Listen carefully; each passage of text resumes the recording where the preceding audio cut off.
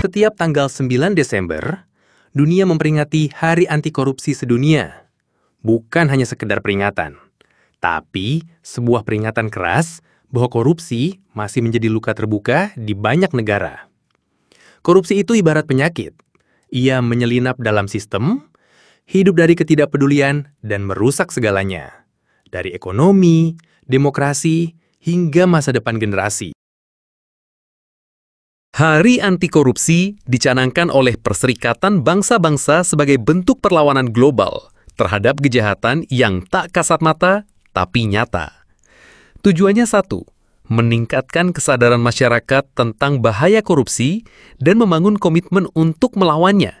Tapi, pertanyaannya, apakah dunia sudah bebas dari korupsi? Jawabannya, belum, bahkan masih sangat jauh.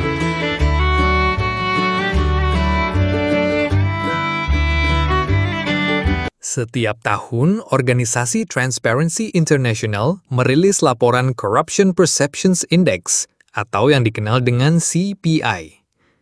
Indeks ini mengukur tingkat korupsi di sektor publik, berdasarkan berbagai sumber, seperti survei ahli dan pelaku bisnis. Skor tertinggi adalah 100, artinya nyaris bebas dari korupsi. Skor terendah adalah 0, menunjukkan korupsi akut.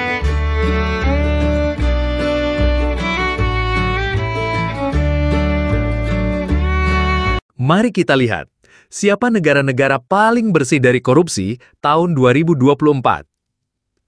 Denmark, skor 90. Finlandia, skor 88. Singapura, skor 84. Selandia Baru, skor 83. Luxembourg, Norwegia, dan Swiss, skor 81. Swedia, skor 80. Belanda, skor 78. Australia, skor 77. Negara-negara ini telah membuktikan bahwa korupsi bisa ditekan, bahkan nyaris dihilangkan. Bagaimana caranya? What makes a nation thrive? It begins with trust. Trust in institutions, in leaders, and in each other.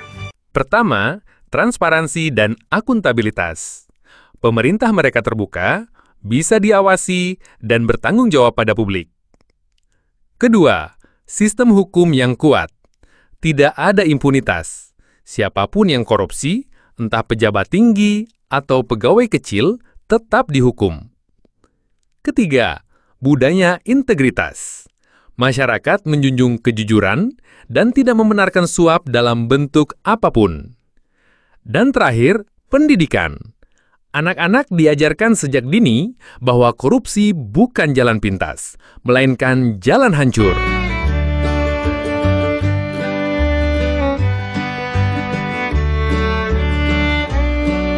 Tapi di sisi lain dunia, ada negara-negara yang justru tenggelam dalam kubangan korupsi.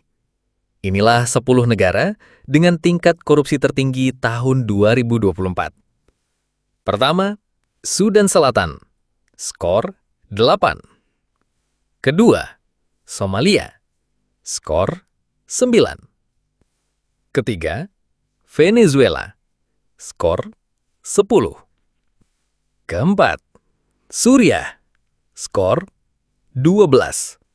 Kelima, Yaman, Libya, Eritrea, dan Guinea Ekuatorial. Skor 13. Keenam, Nicaragua. Skor 14. Ketujuh, Sudan.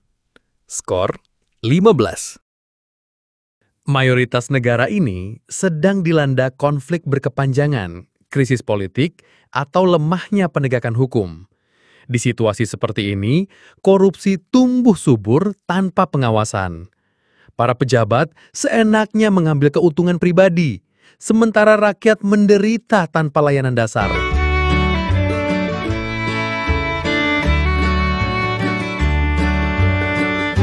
Bagaimana dengan Indonesia? Sayangnya, skor Indonesia stagnan. Di tahun 2024, kita berada di peringkat 99 dari 180 negara dengan skor 37. Bukan yang terburuk, tapi jauh dari kata aman.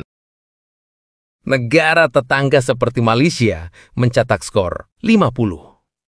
Singapura, seperti yang kita tahu, duduk nyaman di angka 84. Indonesia masih tertinggal. Dan masalahnya bukan soal kemampuan, tapi soal komitmen dan konsistensi.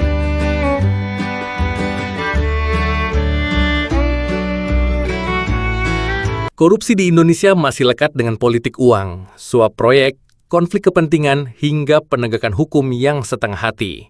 Beberapa kasus besar memang sempat terungkap, tapi masih banyak yang lolos. Bahkan sebagian pelaku bisa kembali menjabat seolah tak terjadi apa-apa. Dan semua ini punya dampak langsung ke masyarakat. Dana pendidikan bisa lenyap di jalan. Proyek jalan dan jembatan mangkrak. Pembangunan rumah sakit fiktif. Dana bansos dipotong. Korupsi merampas kesejahteraan yang seharusnya milik rakyat.